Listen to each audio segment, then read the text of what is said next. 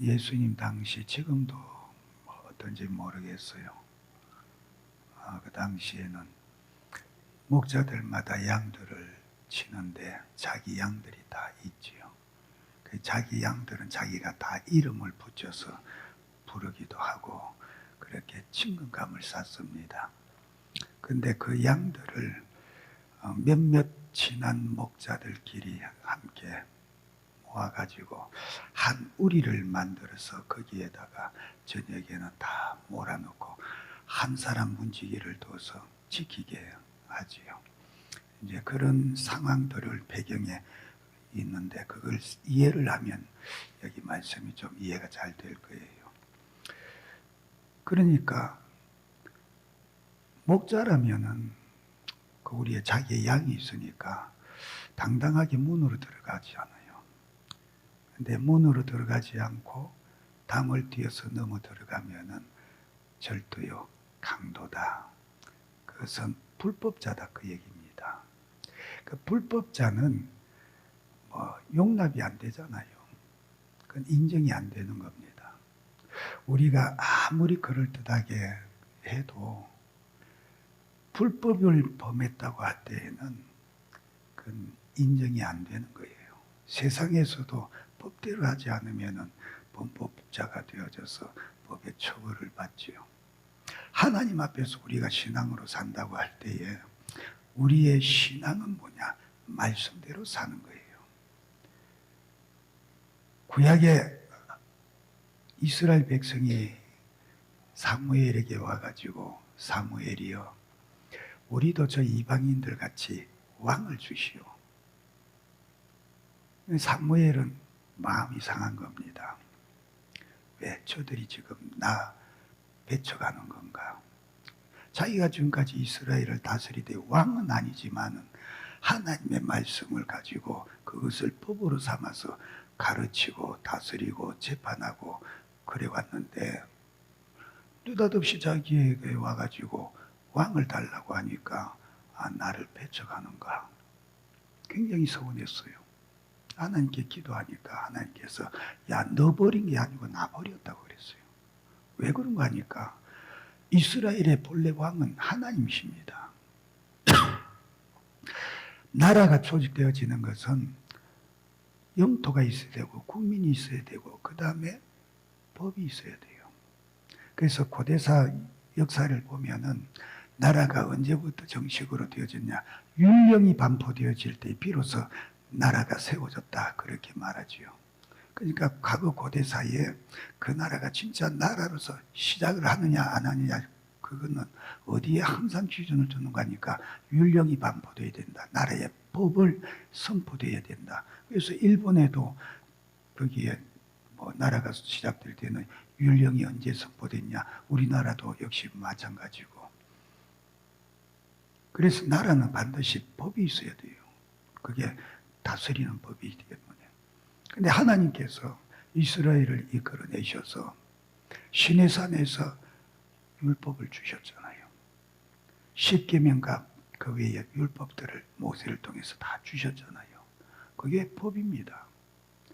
백성이 있어요. 영토는 이제 장차 너희 조상들에게 약속한 적과 꿀이 흐르는 가나안 땅이다. 내가 너희를 그리로 이끌어 가려고 한다. 영토가 준비되었어요. 백성이 있어요. 법이 왔어요. 나라가 되었어요.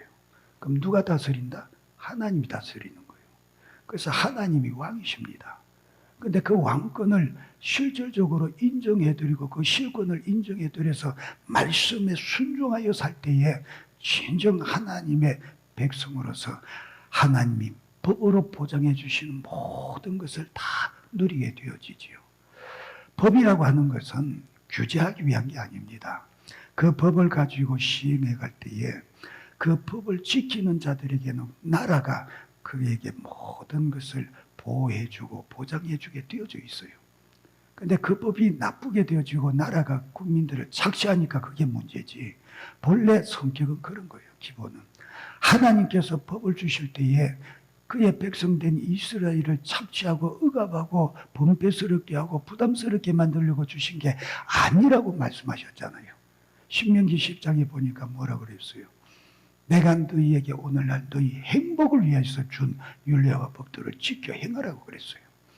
내가 너희에게 준 이 법대로 살면 전능한 하나님이 나가 너희의 모든 필요를 공급해 줄 것이다. 너희들이 안전하게 거할 수 있도록 보여주겠다. 안식일을 거룩히 지켜라.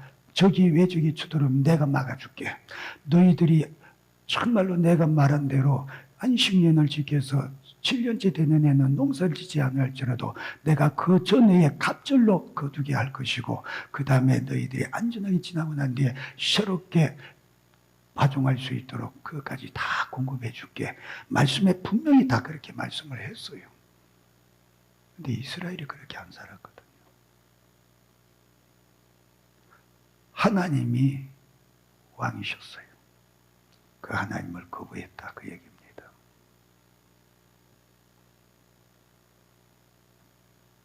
그래서 하나님께서 사무엘 보고 나 버린 거지 너 버린 거 아니다, 그렇게 말씀하시고 왕을 세워주라고 하셨죠. 우리가 하나님 앞에서 산다고 하면은 오늘 저와 여러분은 하늘의 시민권을 뒀다고 말하지요. 그러면 하늘의 시민권은 이 세상에 속한 법으로 사는 것이 아니라 우리에게 우선되어지는 법은 뭐냐? 하나님의 법이요. 하나님의 말씀인 겁니다. 근데 하나님의 말씀대로 살아야 되는데 그렇게 살지 못하면은 불법이 되잖아요. 그래서 마태복음 7장에도 주님이 말씀하셨어요. 나더러 주여 주여 하는 자마다 다 천국에 들어갈 것이 아니요 하나님의 뜻대로 행하는 자라야 들어갈 것이다. 우리는 끝으로 얼마든지 예수 잘 믿는 것 같이 하고 신앙으로 사는 것 같이 할 수 있어요. 주여 주여 얼마든지 할 수 있어요. 그러나 하나님의 뜻대로 말씀대로 살지 아니하는 것은 불법이라는 거예요. 불법자 범법자를 하나님께서 용납하시겠냐? 내가 거룩하니 너희도 거룩해야 된다고 하신 하나님이시요, 불의와 죄를 미워하시는 하나님께서 죄를 용납하시겠냐? 하나님께서 얼마나 죄를 미워하시면은 죄의 종류를 사람은 나눠놨어도 하나님 나누는 거 없어요. 큰 죄 작은 죄가 어디 있습니까? 오직 한 가지밖에 없어요. 죄의 삭은 사망이다. 피 흘림이 없이는 죄 사함이 없다. 오죽 죄를 미워하셨으면 그 죄의 문제를 하기 위해서 독생자를 죽이셨겠냐 그 얘기예요.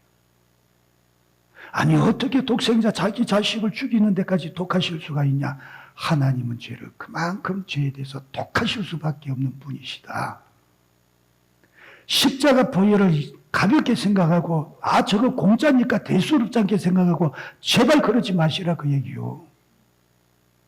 얼마나 하나님께서 죄를 미워하시면은 그렇게 독하실 만큼 독생자를 희생해서까지 죄를 우리에게서 해결해 주시려고 하셨냐? 그 피로 죄사함 받아놓고 죄를 지어요? 그 피로 죄사함 받아놓고 구원받았다고 하면서 그 은혜를 무시하면서 알면서 죄를 짓고 사냐 그 얘기요. 그리고 주님 앞에서 어떻게 서겠어요? 내가 주여 주여 한다고 해서 주님이 속으십니까? 안 속아요. 말씀하시잖아요. 사람은 외모로 보나 나는 사람의 중심을 본다고. 참 세상이 이상해지니까 잘생기고 이쁘면 다 용서가 된다고 그러잖아요. 무슨 짓을 해도 잘생기고 이쁘면 다 용서된대요. 미친 세상입니다. 하나님은, 세상은 그러는데 하나님은 아니래요.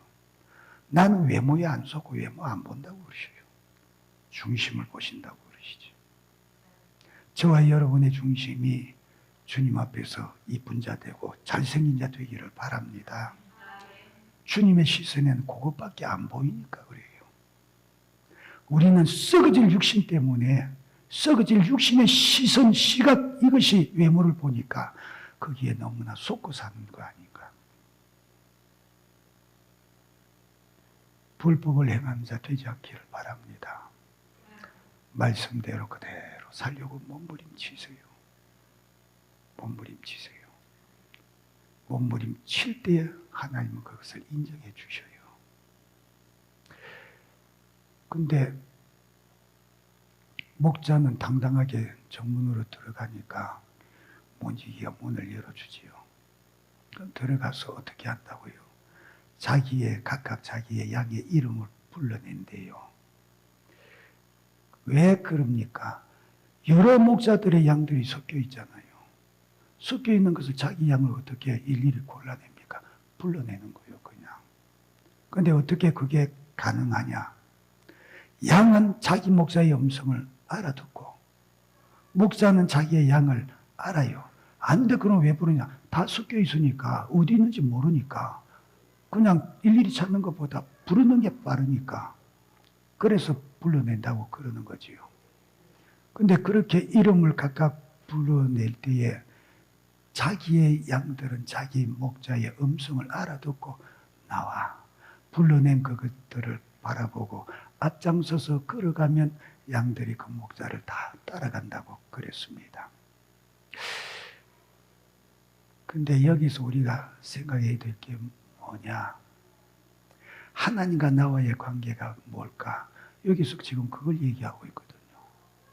하나님과 나와의 관계는 목자와 양과의 관계가 같다.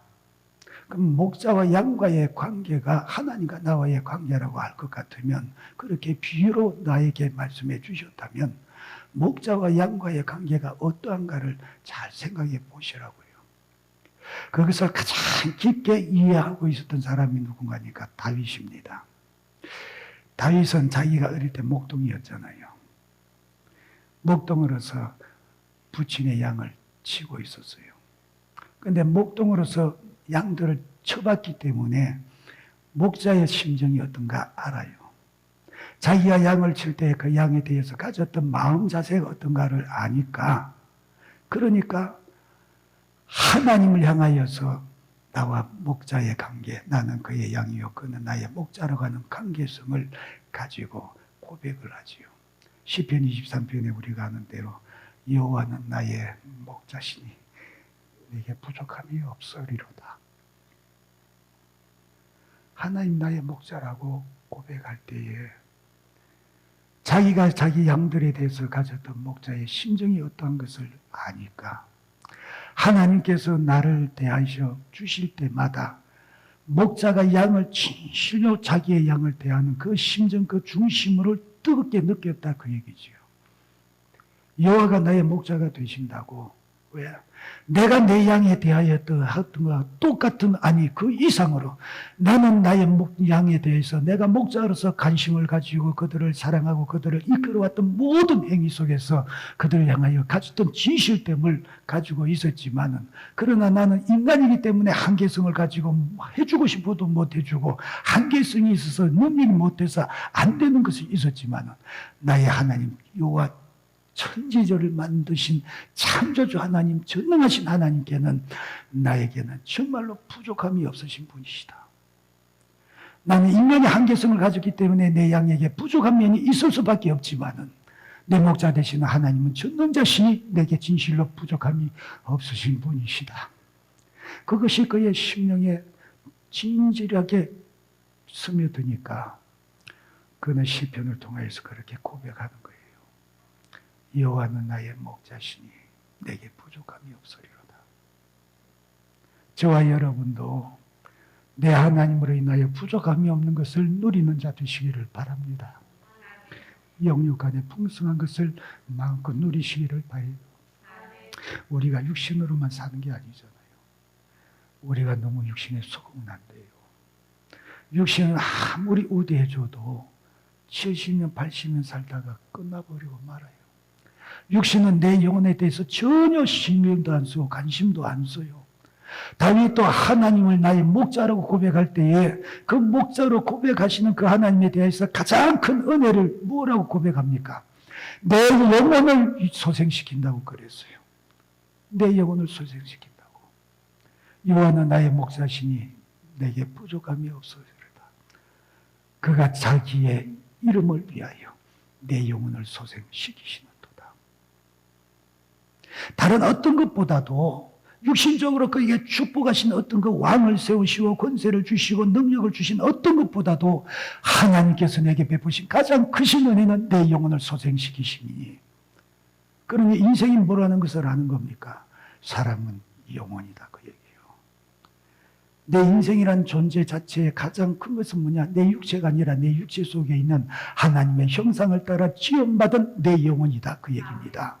내 영혼이 망하면 다 끝나는 거예요. 내 육체는 아무리 잘해줘봐야 7, 80년이요. 그러나 내 안에 있는 내 영혼은 영원하다 그 얘기입니다. 그러니 하나님께로부터 우리가 받아야 될 제1의 복이 뭐냐? 내 영혼의 복이요. 그러니 다윗이 나의 목자 되신다고 하나님 앞에 고백할 때에 가장 먼저 고백하는 것이 그거잖아요. 내 영혼을 소생시키시는도다. 저와 여러분도 정말로 내가 살아가는 삶 속에서 가장 우선되어지는 것이 내 영혼의 문제라는 것을 항상 잊지 마시기를 바랍니다. 그것을 망각하는 순간에 이미 저와 여러분은 타락하는 거예요. 타락이 뭡니까? 신령한 것을 잃어버리고 육으로 사는 거잖아요. 육신의 생각은 사망이라고 그랬어요. 영의 생각은 생명과 평안이라고 그랬어요. 그런데 그것을 놓쳐버리고 육신에 먼저 우선권을 두게 되는 그 순간부터 우리는 타락되고 있다 그 얘기입니다. 그러니 정말로 저와 여러분에게 있어서 주님은 나의 목자가 되심을 확실하게 믿으시고 그 주님 앞에 내가 공급받아야 될 최고의 최우선의 복이 뭐냐? 내 영혼의 소성함이요 내 영혼의 생명이다. 이 생명을 위하여 오늘도 나는 주님 내 영혼에 주실 생명 양식을 구하오니 주여 이 시간에 내게 배불리 마음껏 주시옵소서. 내 받을 자격은 오병이어도 안 되지만은 주여 그날에 배불러 풍성하게 남긴 것 같이 내게도 이 시간에 풍족히 베풀어 주시옵소서. 간절한 마음으로 사모하며 주의 음성을 들으시는 시간 되기를 바랍니다. 보세요. 그렇게 자기의 양들을 불러내고 앞서서 이끌어갈 때에 그 양들이 목자를 다 따라갑니다. 따라가는데 여기서 자기의 양은 자기의 목자 음성을 듣는다. 구별해서 듣는 거예요. 근데 참 재밌는 그 예를 제가 읽어봤어요. 어느 때인지 몰라도 상당히 오래 옛날 같은데 예루살렘 근방에 그 스코틀랜드인이 예루살렘 근방에 그 유람을 왔는데 해 질무렵의 석양 때에 이제 예루살렘으로 돌아가려고 가는 길에 양을 치고 돌아오는 목자를 만난 거예요. 그래서 이제 생각이 나서 한번 그래 봐야 되겠다 그랬는지 목동을 보고 당신하고 나하고 옷 바꿔 입고 저 양들이 누구 따라가는가 한번 시험해 봅시다. 그렇게 요청을 했어요. 그래서 두 사람이 옷을 바꿔 입었어요. 바꿔 입고 나서 그 스코틀랜드인이 양의 이름이 이런 거 있다고 일러주는 대로 부르니까 쳐다도 안 봐요. 분명히 양은 눈이 시력이 안 좋기 때문에 시력 가지고 구별하는 거 아니거든요. 냄새, 귀.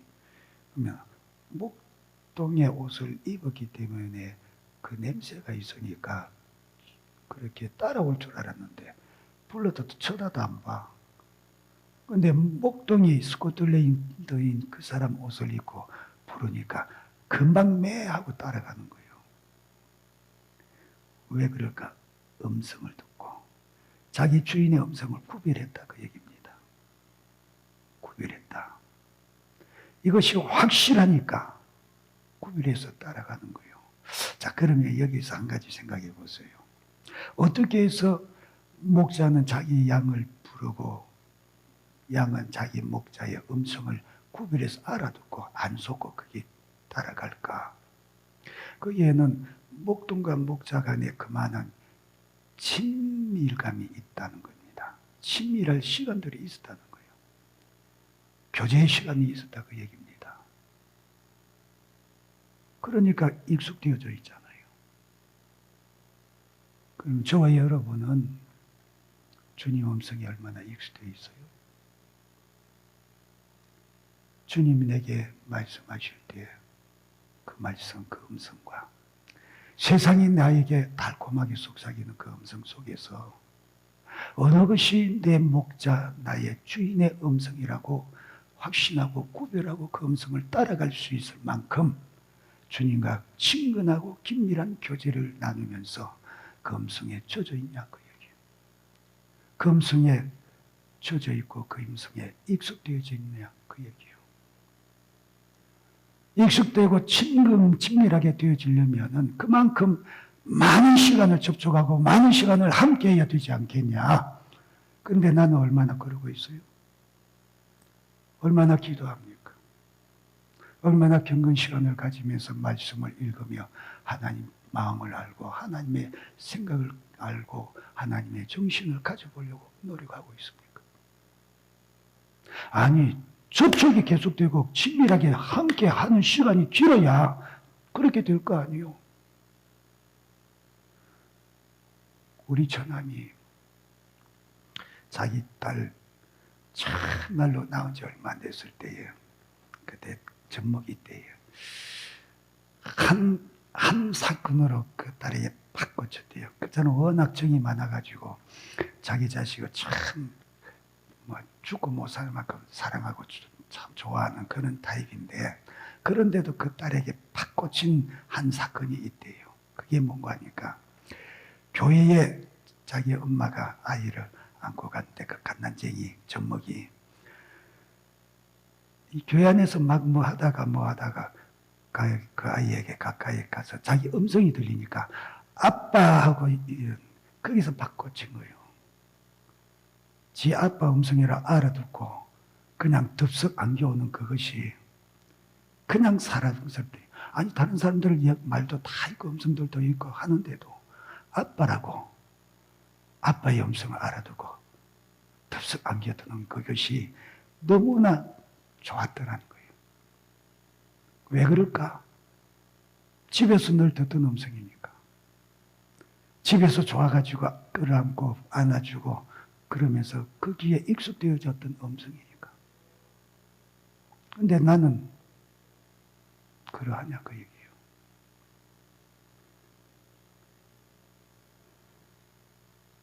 주님과 교제하고 친근히 하는 시간들을 계속해서 가져야 되는데 그런 시간들을 얼마나 많이 갖고 있냐 그 얘기입니다.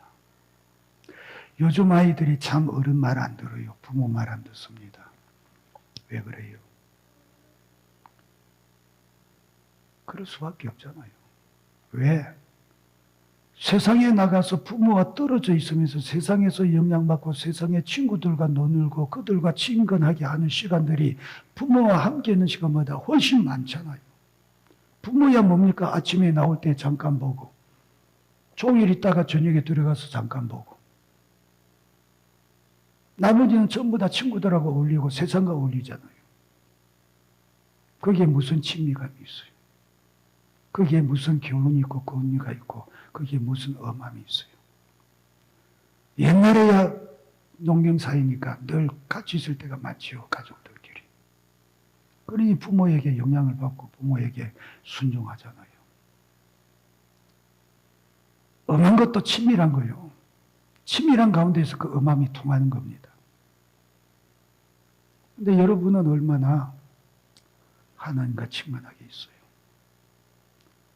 내가 세상에 속하여서 세상의 음성을 듣고 세상의 문화와 풍조와 풍속 속에서 섞여 살면서 세상의 문화에 젖어 있는 세속적인 사람과 함께 어울리는 그 모든 시간들과 내가 하나님 앞에서 거룩과 경건한 분위기 속에서 주님과 친근을 가지면서 교제를 가지면서 나누는 이 시간이 비교를 해보시라 그 얘기요. 어느 쪽이 많은지.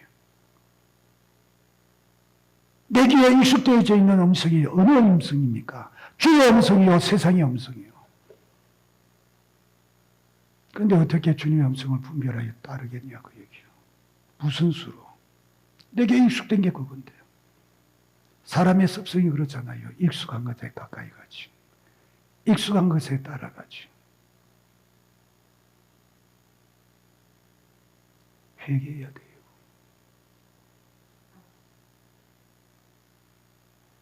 주의 백성이라면서 하나님 나라의 시민권을 가진 자라면서 하나님의 법을 지키려고 두려워뜨리며 살펴보기를 합니까? 주님이 나의 목자시라고 그 의식을 가지고 나는 주의 양이라고 그 의식을 가지고 내가 모든 음성들이 다 들려도 그 안에 있는 내 주의 음성 하나만 알아듣고 거리로 달려갈 수 있을 만큼 내 주의 음성에 익숙되어져 있냐? 아니면 무엇 가지고 신앙생활을 할래요? 그것이 없다면 무엇을 가지고 신앙생활을 하겠냐 그 얘기요. 주님께서 부르는 그 음성이 안 들리는데 분별이 안 되는데 이리 가야 되나 저리 가야 되냐? 세상 가운데 서서 그러고 있으면 어떡하겠냐 그 얘기요.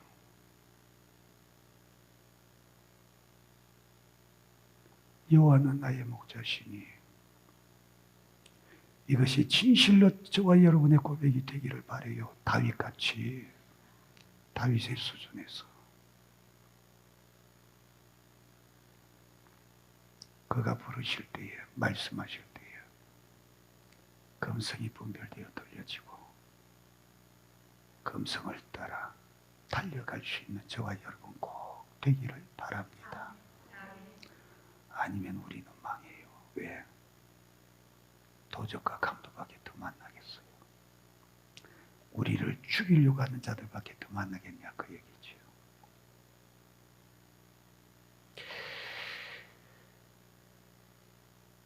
주님이 그래서 말씀합니다. 5절에 타인의 음성은 알지 못하는 거로 타인을 따르지 아니하고 도리어 도망하느니라. 세상이 유혹하는 음성 들려질 때 도망합니까? 세상이 내 육체에 쾌락과 즐거움을 주고 부요를 주고 나에게 좋은 것을 준다고 할 때에 거기서 도망합니까? 계시록에 주님이 말씀하셨어요. 바벨론의 그 부요와 그 흥황과 그 문화 속에 흠뻑 젖어 있는 사람들, 그들을 향해서 주님이 말씀하시잖아요. 바벨론에 있는 내 백성아, 너희는 거기서 빨리 나와라. 빨리 나오라고 외치시죠. 그런데 그 음성을 들을 귀가 있어야지. 그 음성을 분별할 수 있어야지. 뭔 소리야 하고 멍청하게 서 있으면 어떡하겠냐 그 얘기예요. 내 목자의 음성이라고 하는 거 다급하게 너희는 거기 망할 곳에서 나오라고 빠져나오라고 외치시는 그 음성이 들려지지 않고 분별이 되지 않아서 멍청하게 거기 있다 망하면 어떡하겠냐 그 얘기예요.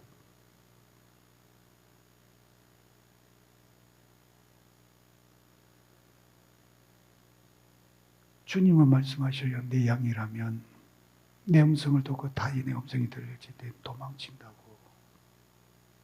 도망친다고. 왜 도망쳐요? 살려고. 근데 죽을지 살지도 모르고 사지에 앉아서 멍청하게 죽어간다면 얼마나 힘든 일이겠냐. 바벨론에 섞여 살면서 이 세상 환락과 쾌락과 물질의 부여 속에 살아가면서 죄가 죄인 줄도 모르고 거기에 섞여 뒹굴고 살고 있다면 주님 외쳐 부르실지 모르잖아요. 내 백성아 나오라고. 네가 내 백성이라면 거기서 나오라고. 왜? 살리고 싶으니까. 왜 살려야 돼요? 예수의 피가 있잖아요. 세상은 몰라도 저와 여러분에게 예수의 피가 있잖아요. 그의 피가 무산되고 그의 피가 헛되지 않기 위해서 애절하게 부르실 수밖에 없잖아요. 그런데 그 부르시는 음성이 들리지 않고 분별이 안 된다면 얼마나 주님의 마음이 아프시겠냐 그 얘기입니다. 세상 음성에는 도망치는 저야 여러분 되기를 바랍니다. 죄가 나를 손짓하여 부를 때에는 그 음성이 아니라는 것을 알고 즉시로 도망치는 자 되기를 바라요. 내가 따를 것은 오직 주님의 음성밖에 없다.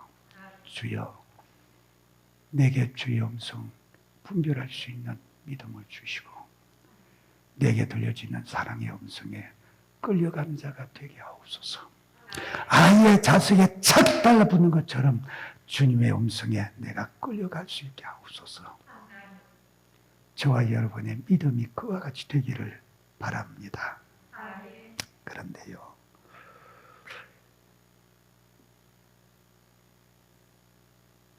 우리가 주의 음성을 따라 그렇게 나아갈 때에 6절에 보니까 이 비유의 말이 무슨 말인가를 못 알아듣는데요. 사람들이 못 알아듣는데요. 왜 못 알아들어요? 주님의 양이 아니니까 그래요. 주님의 양이 아니니까. 그래서 못 알아들어요. 저와 여러분은 주님이 말씀하시는 것을 잘 알아듣는 자 되기를 바랍니다. 내게 무엇을 말씀하시든 이 말은 내가 가지고 있는 세상의 지식과 상식과 경험과 세상의 풍조의 가치관에 속아서 주님이 말씀하실 때 아이고 이 시대에 안 맞는 말씀이요. 아이고 그것은 이 시대에 누가 그렇게 삽니까? 아이고 그렇게 살다가는 망해요. 하나님 말씀이라고 하지만 그건 말씀이라고 하지만 그건 그런 것이고 세상에 지금 그런 게 아니요. 하나님을 세상의 밑에다 깔아놓지 말라 그 얘기입니다. 세상 상식의 지식에 푹 젖어 가지고 하나님 말씀을 못 알아듣는 자가 되지 마시라 그 얘기요. 주님이 말씀하시는 것이 무슨 말인가 못 알아들었다. 알아듣지 못하더라. 이것만큼 영적으로 저주받은 사람이 어디 있어요? 왜 저주입니까? 지옥 가야 되니까. 지옥 가야 되니까. 그러니 세상에 섞여 살아도 성경이 우리에게 분명히 말씀하시잖아요. 너희의 시민권은 하나님 나라에 있다고. 너희가 비록 육신을 가지고 이 땅에 살고 있지만은 너의 정체성을 잊지 말고 너의 신분을 잊지 말라고 말씀하고 있잖아요. 그러니 이 땅에서 부요를 쌓으려지 말고 영원한 너의 부요를 기업을 위해서 하늘에다가 너의 재물을 쌓아두는 자가 되어지라고. 하나님의 영광을 위해서 그날을 위해서 사는 자가 되라고. 속지 마시라 그 얘기요. 주의 음성을 분별하지 못한 자 되지 마시라 그 얘기요. 주의 음성이 들려줘도 무슨 말인가를 못 알아들을 만큼 세상에 폭좁고 세상에 결박되어 있는 자가 되지 말라 그 얘기요. 보세요. 주님께서 또 말씀하셔요. 그러므로 예수께서 이르시되 내가 진실로 진실로 너희에게 말하노니 나는 양의 문이다. 아까는 목자로 자신을 말씀하셨지만 여기서는 문이시라고 말씀하십니다. 이 말은 나라는 문을 통하지 않고는 천국에 못 간다. 나로 말미암지 않고는 아버지께로 올 자가 없다. 나 외에는 구원의 길이 없고 문이 없다 그 얘기예요. 내가 곧 길이요 진리요 생명이니 나로 말미암지 않고는 아버지께로 올 자가 없다. 여러분 들었지만 거기에 길, 진리, 생명이라는 것이 유일한 것을 말씀한다고 그랬잖아요. 유일한 길이요 유일한 진리요 유일한 생명이다. 여기서도 유일한 문이시요. 다른 많이 있는 것 같아도 가면 죽어요. 그러나 예수 이름만은 통과하면 천국이에요.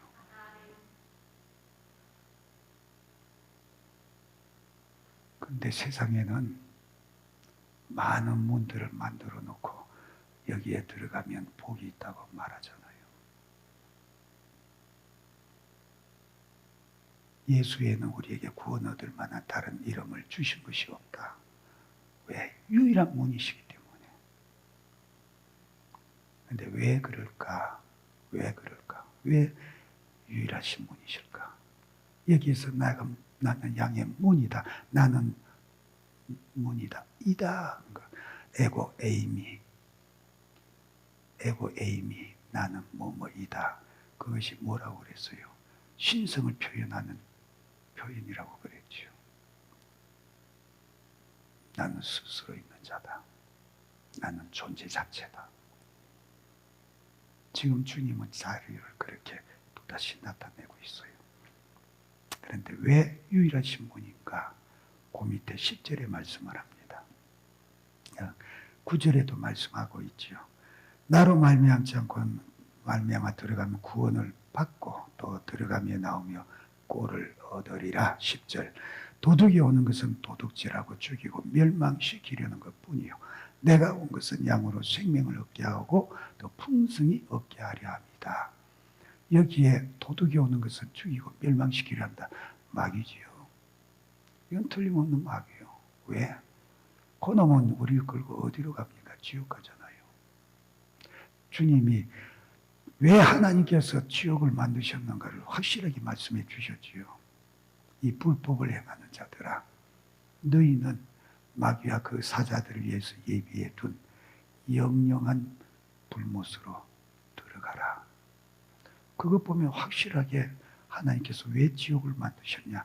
우리 때문이 아니라 하나님 본래 배신하고 대적한 마귀 때문에, 그를 추종한 더러운 귀신들, 악한 영들 때문에 만드셨는데, 그놈에게 잡혀서 그놈에게 속한 자가 되어지니까 같이 들어가는 거예요. 그러니 그놈에게 잡히면은 그놈이 하게 하는 대로 죄지고 그놈에게 끌려 살면 어디 가나? 지옥 가지요. 지놈만 멸망하는 게 아니라 우리까지 끌고 들어가서 함께 멸망시키려고 하는 거예요. 그러니 그놈이 도적질이에요. 강도지요. 근데 주님은 우리에게 오셨어요. 왜 오셨냐? 생명을 주려고 오셨다. 생명을 줄 뿐 아니라 더 풍성하게 주시려고 오셨다. 어떻게 우리에게 생명을 주시냐? 십자가. 십자가. 피 흘림이 없이는 죄사함이 없고 죄의 삭은 사망이니 피 흘림이 없이는 죄사함이 없다. 그럼 우리는 내 죄를 하나님 앞에서 해결받고 천국 가야 되겠는데, 하나님의 법이 그래요. 죽는 것 외에는 죄 문제를 해결을 못해요. 해결받고 살아 있어야 되는데 죽고 그걸로 끝나버리니까 지옥이에요. 근데 그 죄의 문제를 해결할 것이 뭐가 있냐? 피 외에는 없다고, 사망에 밖에는 없다고 했으니 우리에게는 어떤 수단도 있을 수가 없어요. 돈으로 됩니까? 권세로 됩니까? 무기로 됩니까? 능력으로 됩니까? 지식으로 됩니까? 명예로 됩니까? 어느 것으로도 죄 문제를 해결할 수가 없어요.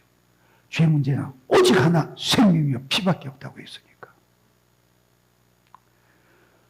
우리에게는 불가능이요 절망입니다.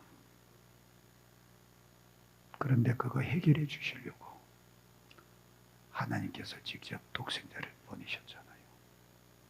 보내시되 우리와 같은 죄성을 가지고 있으면 안 되니까 죄 없는 육신을 갖게 하기 위해서 동정녀에게 성령으로 잉태되게 하셨잖아요. 그래서 그것을 미리 말씀해 주신 것이 창세기 3장에서 여인의 후손이라고 말씀하셨지요. 장차 여인의 후손은 이 후손들과 원수가 될 것이다. 그는 너의 머리를 짓밟을 것이다. 그 여인의 후손, 그가 독생자 예수요. 죄 없는 육신 입고 와서 우리 죄 있는 인생과 맞교환하시기 위해서, 대속이 되게 하기 위해서 동정녀에게 성령으로 잉태되셨어요. 그가 십자가에 피 흘려 죽으셨지요. 한 사람의 죽음이 어떻게 온 인류를 대신하냐? 그러면 물어봅시다. 다이아몬드 10캐럿짜리하고 쫓겨난 유리 쪼가리 수백만 개하고 어느 쪽이 같이 있어요? 묻는 내가 바보지. 근데 창조주 하나님과 인간을 비교해요?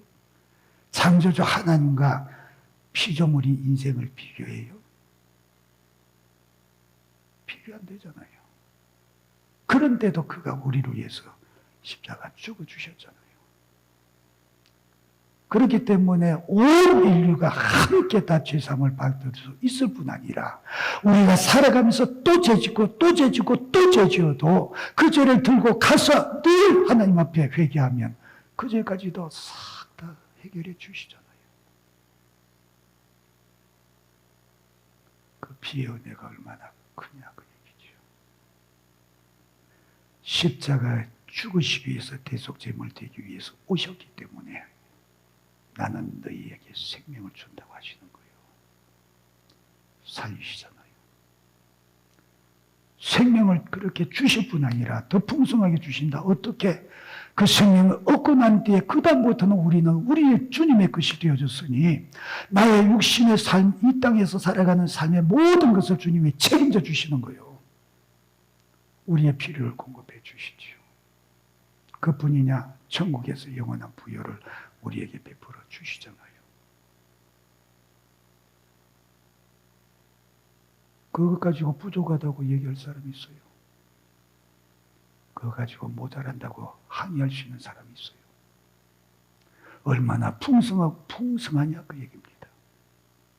이 땅에 나에게 있어서 엄청난 약속을 해주셨어요. 내 이름으로 무엇이든지 구하라. 내가 시행하리라. 누구에게 약속하신 겁니까? 그의 백성된 자에게. 누구에게 약속하셨습니까? 예수의 피로 구원받은 사람에게. 그렇기 때문에 네가 그런 신분 속에 있다면 너의 삶에서는 확실한 증거가 있고 구별된 것이 있게 된다. 뭡니까? 네가 내 안에 내가 네 안에 있는 관계가 되어야 된다. 말씀이 네 안에 있고 말씀이 네 안에 있고 네가 말씀 안에 있는 이와 같은 관계가 되어져야 된다. 그리 되면 진짜 너는 나의 백성이요 내 피의 사람인 것을 인정되어지니까 뭐든지 구해라. 다 줄게. 다 준다고 그랬어요. 로마서 7장에 뭐라고 그랬습니까? 독생자도 아낌없이 주셨는데 내가 너에게 뭘 더 아끼겠냐고 하셨어요. 뭘 더 아끼겠냐고. 아니 독생자까지 주셨는데 뭘 아까워서 우리한테 안 주실 게 있겠냐 그 얘기예요.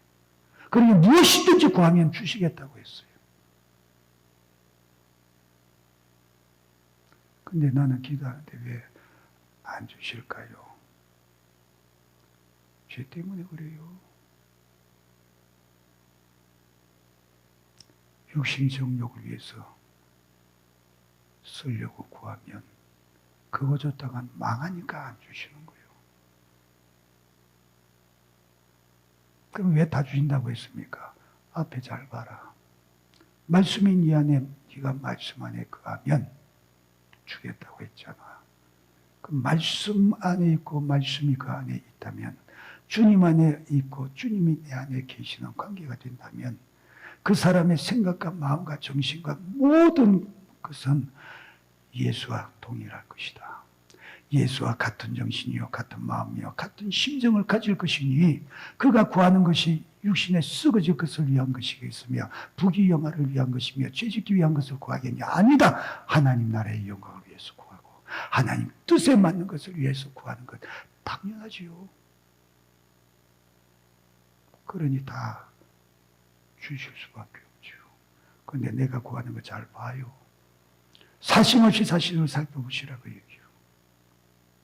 내가 진정 내 신앙의 영적인 부여를 위해서 신앙의 성장을 위해서 내 영혼의 좋은 것을 위해서 내 영혼의 부여를 위해서 영원한 천국의 나의 기업의 풍성을 위해서 내가 구하고 있느냐 아니면 썩어질 내 육신의 잠시 잠깐 동안 삶을 위하여서 내 육체가 요구하는 것을 만족시키기 위해서 죄된 것을 바라보면서도 구하고 있냐. 장사 잘 되게 해달라고 기도하는 거 죄된 거 아닙니다. 그거 기도해요. 그런데 그 기도의 중심이 뭐냐를 생각하라 그 얘기입니다.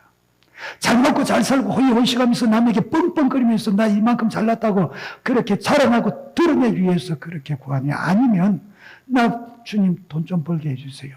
그래서 주를 위해서 마음껏 쓰게 해주세요. 천국의 나의 기업에 부여를 쌓아갈 수 있도록 도와주세요. 근데 잊지 말아요. 그렇게 수고하고 있어서 주를 섬길 때에 내 육체적으로도 세상에서 부럽지 않게 높여주시고 누리게 해주신다는 사실을. 근데 욕심부리잖아요. 그것만 생각하고. 왜 나에게는 더 풍성한 것을 주신다고 했는데 없습니까? 네 때문에 그렇다.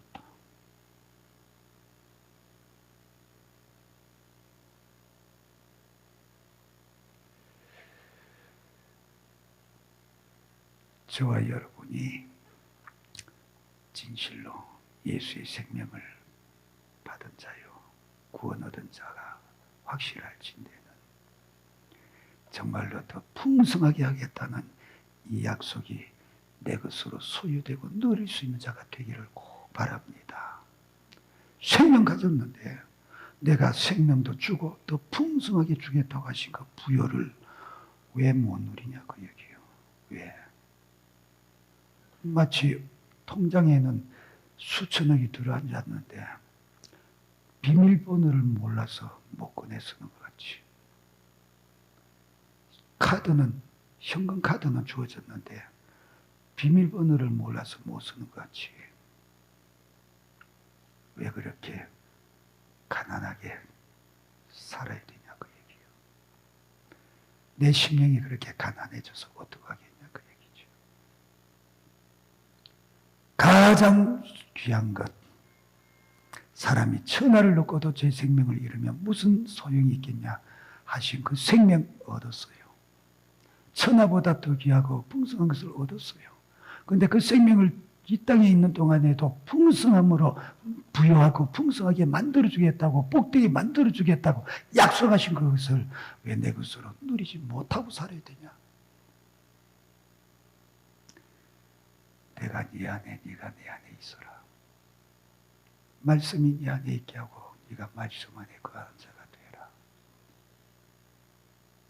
그렇게 못 산 자신을 회개하고 그것 때문에 이미 주시려고 내가 마음껏 누리기를 애타하시면서 바라보시는 주님의 마음을 기쁘시게 할 수 있는 그 믿음의 자리에 설 수 있도록 저와 여러분, 내 목자 되신 주님께 더 친근하게 친밀하게 다가가는 자 되시기를 바라고 날로 더 긴밀하게 친교하는 저와 여러분 되기를 바라고 세상 것에 부대끼고 그것과 어울리며 그것과 친근하게 보내는 시간보다 주님과 더 가까이 하는 시간을 더 많이 가져보려고 몸부림치고 애쓰는 저와 여러분 꼭 되어주셔서 주님과의 관계가 친밀하고 그의 음성이 어느 곳에서 들리든지 어느 음성 속에서 세미하게 들릴지라도 그 음성에 반응할 수 있는 주님의 참 양이 되어지시기를 주님의 이름으로 축복합니다. 우리 다 같이 동성으로 기도할 때에 주여 내게 은혜 베푸사 주님 앞에 주의 음성에 익숙된 자가 되게 하시사 주의 음성에 귀 기울여 듣고 그 음성에 즉시 반응하는 주의 양이 되게 해주시고 십자가 피 흘려 죽으시고 내게 생명 주신 주여 그 생명 부여잡고 풍성한 것을 누리는 자가 되게 축복하옵소서. 주의 상상하고 동성으로 기도합니다.